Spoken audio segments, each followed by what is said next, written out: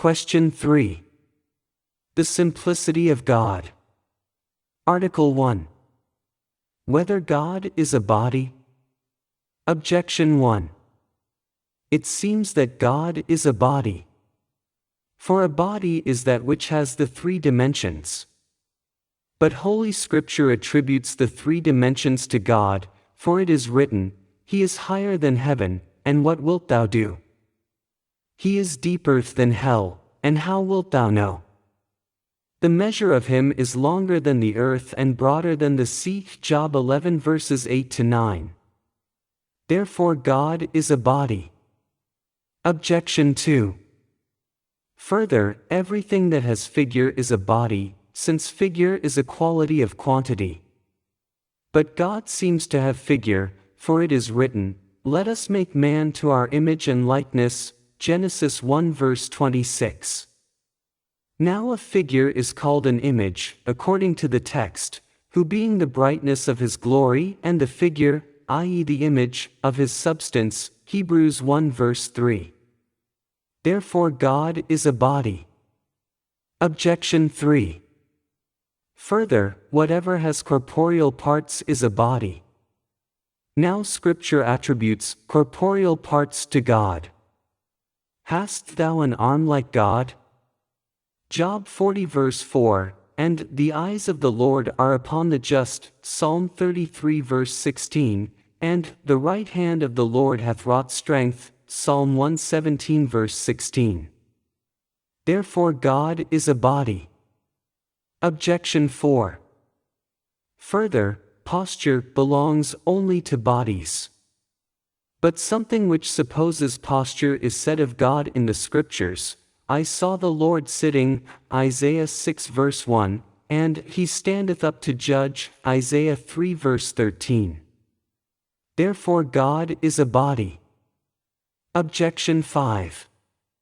Further, only bodies or things corporeal can be a local term, wherefrom, or whereto. But in the Scriptures God is spoken of as a local term, whereto, according to the words, Come ye to him and be enlightened, Psalm 33 verse 6, and as a term wherefrom, all they that depart from thee shall be written in the earth, Jeremiah 17 verse 13. Therefore God is a body. On the contrary, it is written in the Gospel of St. John, John 4 verse 24, God is a spirit. I answer that, it is absolutely true that God is not a body, and this can be shown in three ways. First, because no body is in motion unless it be put in motion, as is evident from induction.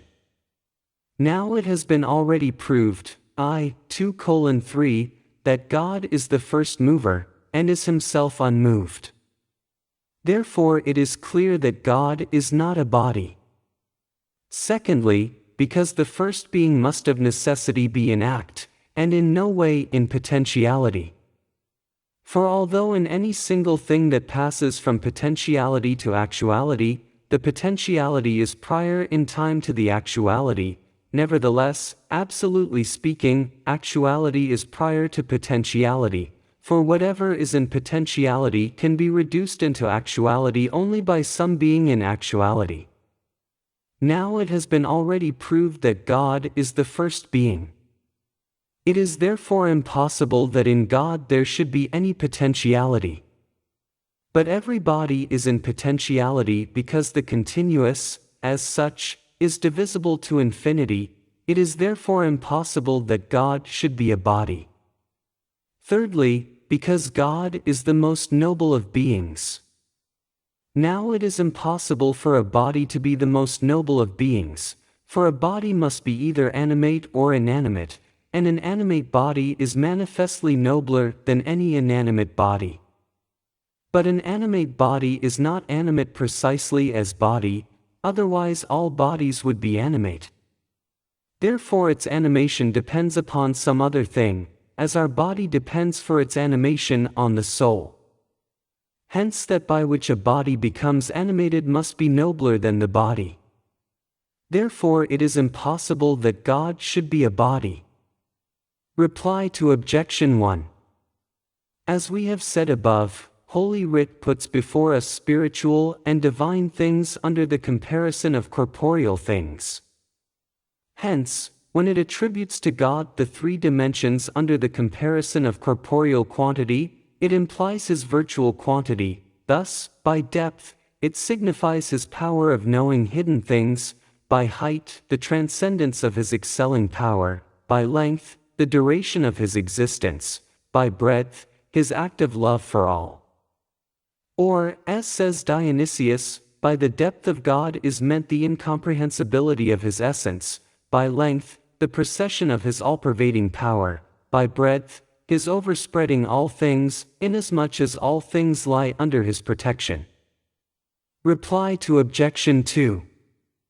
Man is said to be after the image of God, not as regards his body, but as regards that whereby he excels other animals.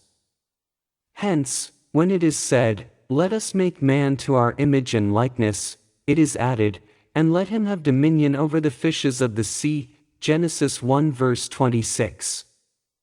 Now man excels all animals by his reason and intelligence, hence it is according to his intelligence and reason, which are incorporeal, that man is said to be according to the image of God. Reply to Objection 3. Corporeal parts are attributed to God in Scripture on account of his actions, and this is owing to a certain parallel. For instance, the act of the eye is to see, hence the eye attributed to God signifies his power of seeing intellectually, not sensibly, and so on with the other parts. Reply to Objection 4. Whatever pertains to posture, also, is only attributed to God by some sort of parallel. He is spoken of as sitting, on account of his unchangeableness and dominion, and as standing, on account of his power of overcoming whatever withstands him. Reply to Objection 5. We draw near to God by no corporeal steps, since he is everywhere, but by the affections of our soul, and by the actions of that same soul do we withdraw from him. Thus, to draw near to or to withdraw signifies merely spiritual actions based on the metaphor of local motion.